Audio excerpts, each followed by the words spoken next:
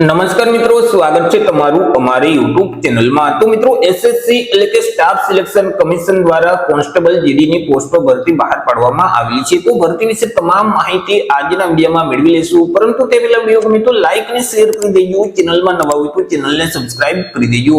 તો ચાલો મિત્રો, વિડીયોની શરૂઆત કરીએ।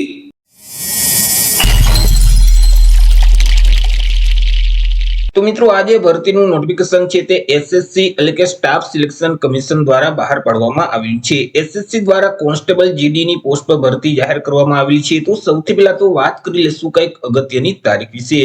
મિત્રો, આજે ભરતી છે તેમાં જો તમારે અરજી ફોર્મ ભરવું હોય તો ઓનલાઈન અરજી ફોર્મ ભરવાનું રહેશે।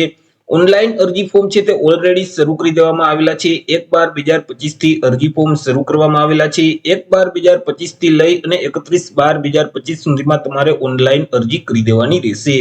ઓનલાઈન અરજી ફોર્મ જે મિત્રો એસએસસી ની ઓફિશિયલ વેબસાઇટ છે www.ssc.gov.in તે વેબસાઇટ ઉપર જઈ અને તમારે 31/12/2025 સુધીમાં ઓનલાઈન અરજી કરવાની રહેશે। તો મિત્રો, આ જે ભરતી છે તેમાં જો તમારે ઘર બેઠા જ ઓનલાઈન અરજી ફોર્મ ભરવું હોય તો અમારા જે WhatsApp નંબર છે 6352228352 આ નંબર પર તમે WhatsApp પર મેસેજ કરશો કે અમારે કોન્સ્ટેબલ જીડી માં અરજી ફોર્મ ભરવું છે, તો તમને નજીવી ફી સાથે ઘર બેઠા જ ઓનલાઈન અરજી કરી દેવામાં આવશે। મિત્રો, અહીં જે પરીક્ષા ફી છે તે પણ તમારે ઓનલાઈન જ ભરવાની રહેશે। 1/1/2026 સુધી તમે ઓનલાઈન પરીક્ષા ફી છે તે ભરી શકશો। તે સિવાય તો કે જો ફોર્મ ભરતી વખતે કોઈ પણ પ્રકારની ભૂલ થઈ હોય અને તમે તેમાં સુધારો કરવા માંગતા હોય તો 8/1/2026 થી લઈ અને 10/1/2026 સુધી તમે જે ફોર્મ ભરેલ છે તેમાં તમે સુધારો કરી શકશો। પરંતુ એ મિત્રો, ફોર્મને સુધારવા માટે તમારે પેમેન્ટ છે તે કરવાનું રહેશે। તમે 2 વખત તમારા ફોર્મમાં સુધારો કરી શકશો। પહેલી વખત જો સુધારો કરવો હોય તો ₹200 છે તે તમારે ભરવાના રહેશે, જ્યારે બીજી વખત ફોર્મમાં સુધારો કરવો હોય તો ₹500 ફી ભરી અને તમે તમારા ફોર્મમાં સુધારો કરી શકશો।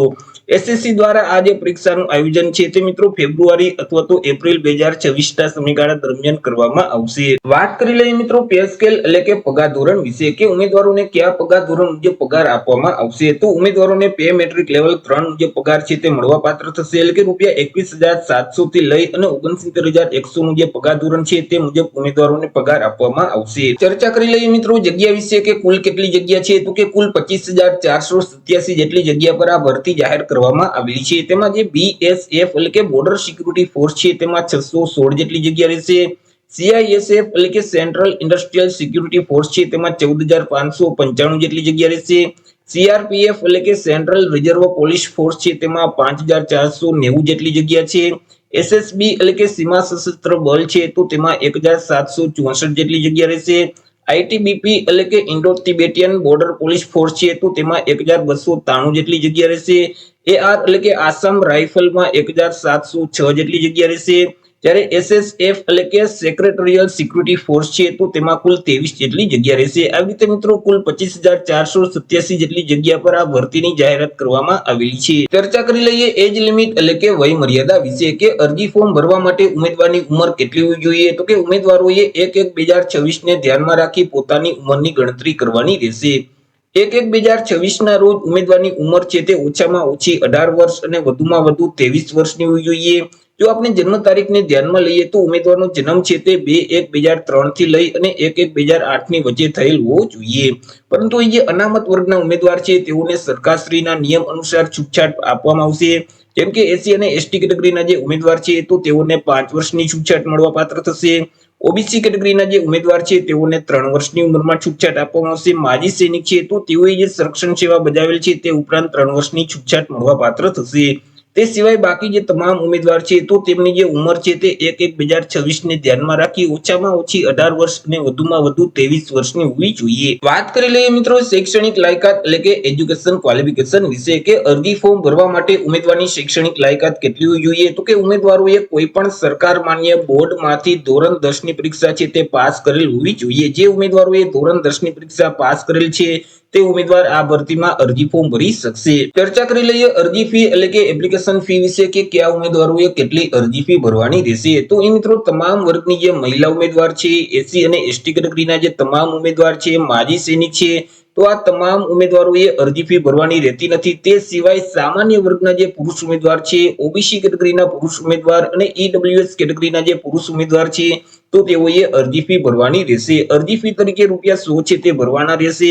અરજી ફી તમારે ઓનલાઈન જ ભરવાની રહેશે. તમે net banking, credit card, debit card કે યુપીઆઈ ના માધ્યમથી ઓનલાઈન અરજી ફી ભરી શકશો. 1/1/2024 સુધીમાં તમારે ઓનલાઈન અરજી ફી ભરી દેવાની રહેશે. ચર્ચા કરી લઈએ મિત્રો સિલેક્શન પ્રોસેસ વિશે કે ઉમેદવારનું સિલેક્શન છે તે કેવી રીતે કરવામાં આવશે. તો ઉમેદવારનું સિલેક્શન છે તે અલગ-અલગ સ્પર્ધાત્મક પરીક્ષાના માધ્યમથી કરવામાં આવશે કે જેમાં સૌથી પહેલા તો તમામ ઉમેદવારની એક કોમ્પ્યુટર બેઝ ઓનલાઈન પરીક્ષા છે તે લેવામાં આવશે. આ જે પરીક્ષા છે તે ઓબ્જેક્ટિવ પ્રકારની રહેશે, એટલે કે તેમાં એમસીક્યુ પ્રકારના પ્રશ્ન છે તે પૂછવામાં આવશે.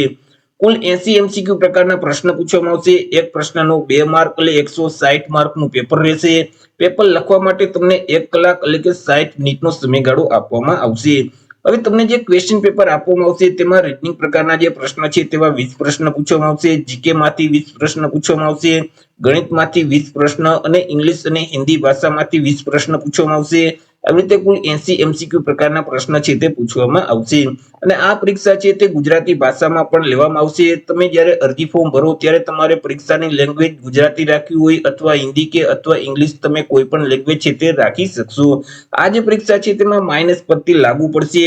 તમે જો પ્રશ્ન જવાબ ખોટો ટીક કરશો તો તમે જે સાચો જવાબ આપેલ છે અને તમને 2 માર્ક મળેલ છે તેમાંથી 0.25 માર્ક માઇનસ કરી દેવામાં આવશે. ત્યાર પછી ઉમેદવારની એક પીઈટી છે તે લેવામાં આવશે કે જેમાં ઉમેદવારોએ દોડ છે તે કરવાની રહેશે. પુરુષ ઉમેદવારોએ 5 કિલોમીટરની દોડ કરવાની રહેશે અને આ દોડ છે તે 24 મિનિટમાં પૂરી કરવાની રહેશે. જ્યારે મહિલા ઉમેદવારોએ 1600 મીટર એટલે કે 1.6 કિલોમીટરની દોડ છે તે કરવાની રહેશે અને આ દોડ છે તે 8 મિનિટ અને 30 સેકન્ડની અંદર પૂરી કરી દેવાની રહેશે. ત્યાર પછી ઉમેદવારની પીએસટી એટલે કે ફિઝિકલ સ્ટાન્ડર્ડ ટેસ્ટ છે તે લેવામાં આવશે કે જેમાં ઉમેદવારની ઊંચાઈ અને છાતીનું માપ છે તે લેવામાં આવશે.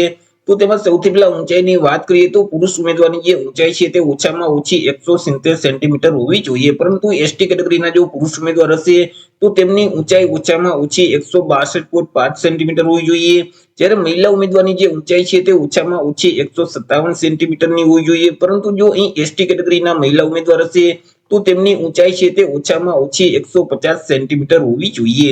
વાત કરી લઈએ પુરુષ ઉમેદવારની છાતી વિશે કે પુરુષ ઉમેદવારની છાતીનું માપ શું હોવું જોઈએ.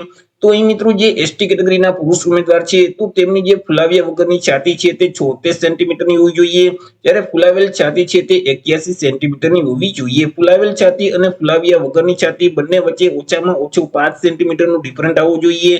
એસટી કેટેગરી સિવાય બાકી જે તમામ પુરુષ ઉમેદવાર છે તો તેમની જે ફુલાવ્યા વગરની છાતી છે તે 80 સેન્ટીમીટરની હોવી જોઈએ, જ્યારે ફુલાવેલ છાતી છે તે 85 સેન્ટીમીટરની હોવી જોઈએ. ફુલાવ્યા વગરની છાતી અને ફુલાવેલ છાતી બંને વચ્ચે ઓછામાં ઓછો 5 સેન્ટીમીટરનો ડિફરન્ટ આવવો જોઈએ. તો હવે મિત્રો સ્ટાફ સિલેક્શન કમિશન દ્વારા કોન્સ્ટેબલ જીડીની પોસ્ટ પર ભરતી જાહેર કરવામાં આવી છે. તો આશા રાખું છું વિડીયો પસંદ પડ્યો હશે. વિડીયો પસંદ પડ્યો હોય તો લાઈક ને શેર કરી દેજો. ચેનલમાં નવા હોય તો ચેનલને સબસ્ક્રાઇબ કરી દેજો. ફરી મળીશું એક નવા ટોપિક સાથે એક નવા વિડીયોમાં. ત્યાં સુધી જય હિન્દ, વંદે માતરમ.